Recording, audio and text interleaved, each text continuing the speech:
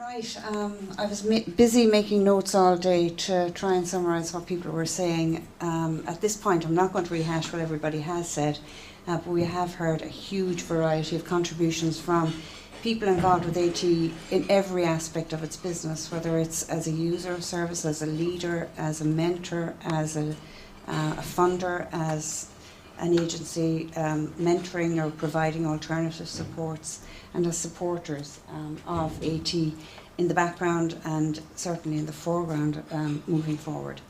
But I will go back a little bit to the beginning when we had the Minister here, and I just want to revise what he has said, and I think it's important to remind ourselves about the context in which this conference is set.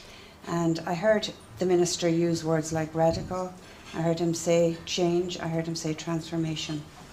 And I heard him talk about what he sees as a policy shift from a system support to a person support, and user control leading to best outcomes. That's quite significant that he's saying it, because when he says it, he can be held accountable for it.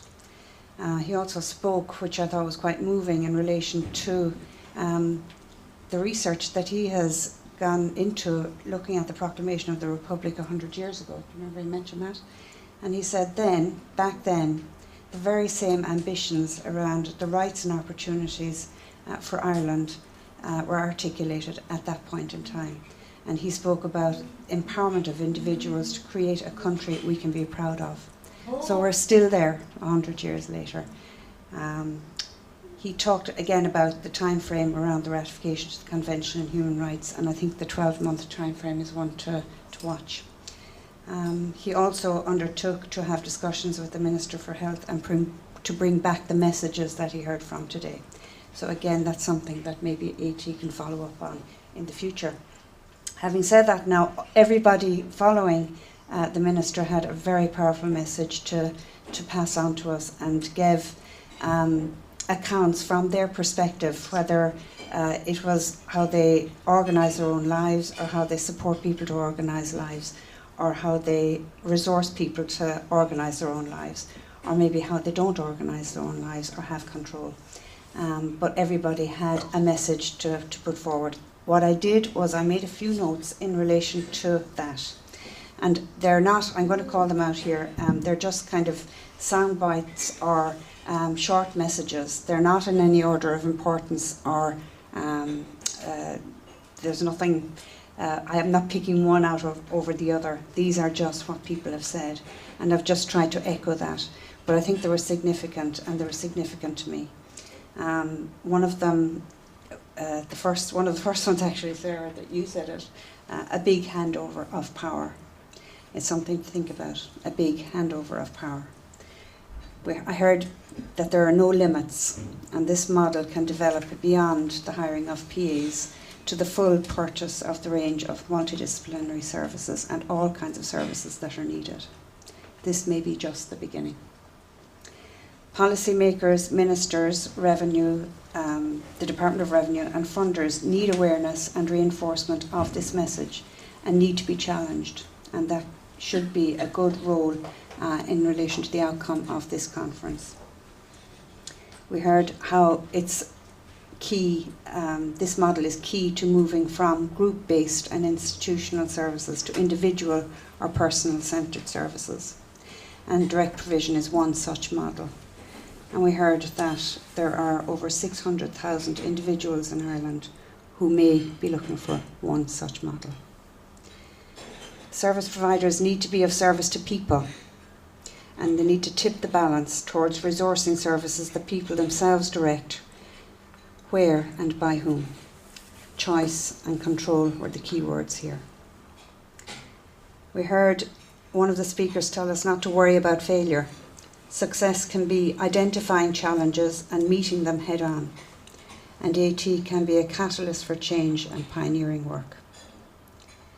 We heard that everyone, even AT itself as an organisation, needs a network of support.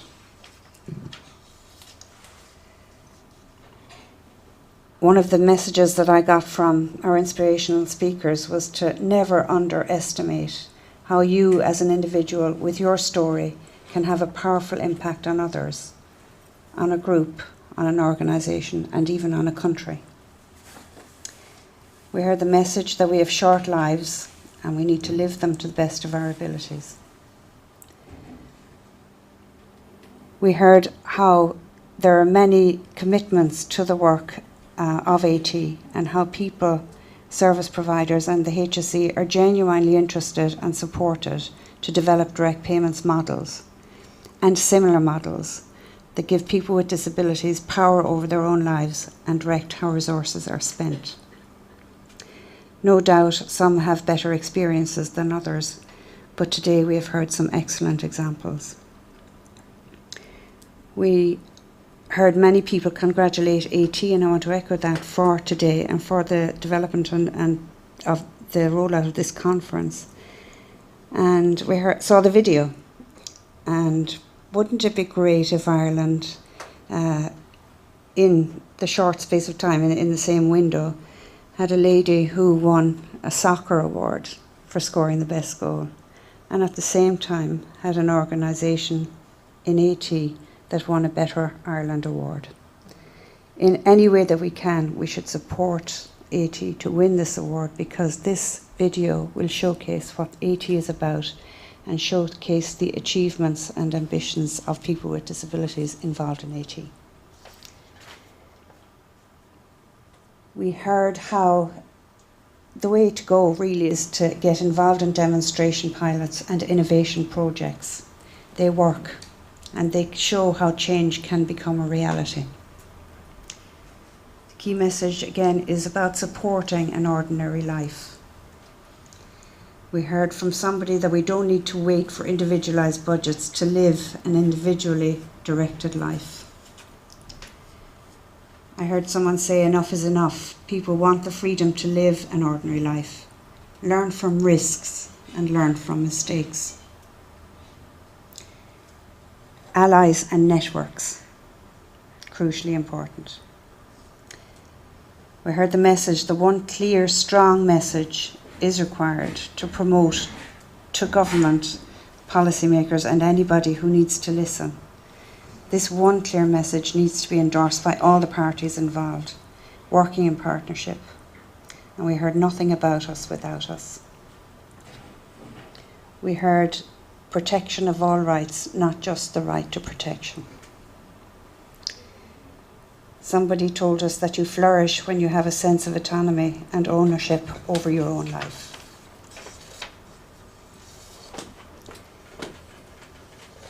We heard that today we witnessed a room full of social entrepreneurs embarking on social ventures and businesses to make a social impact and generate good. And good has been generated. Don't settle for what someone is offering you and forget being a victim. We've had the message that we need to believe in what we need and to go after it and see disability as a human rights issue. We know that we have to appreciate the value of the money we receive. We have to have transparency around that and audit. Audit is critical. But it's about being safe and managing well. And it's about rerouting savings, making savings and rerouting them to service users. Use your vote, use your voice. Innovators becoming experts. And use empowering language. Seize the opportunity, dream bigger and better. And get in the driving seat. There are your messages, Martin. And we heard even though there is a set way, we can change it. So go out there, catch the fish and reel it in, gently or not. I also took the opportunity just to make notes of the comments that have come from the floor, that the issues that have come from you in the audience that maybe AT would want to make note of. People from the floor pointed out the person-centred services is not a reality, and we don't want to beg to have users' needs met. There were queries about the ratification of human rights. There were queries and comments in relation to for-profit providers and how this may impact on the voluntary sector and on service users. Members spoke about discussions that they've had with other policymakers and ministers about the movement of resources away from agency providers. Is the system or model that is outlined today applicable to people with a range of disabilities, including intellectual disability? We had discussion and queries in relation to the necessity to set up companies and all of the administration issues that surround that, and how AT is supporting and can support people to do this. We had a lot of discussion from the floor about the administrative costs and insurance, etc. And we had practical queries regarding pensions and sick pay, etc. for PAs.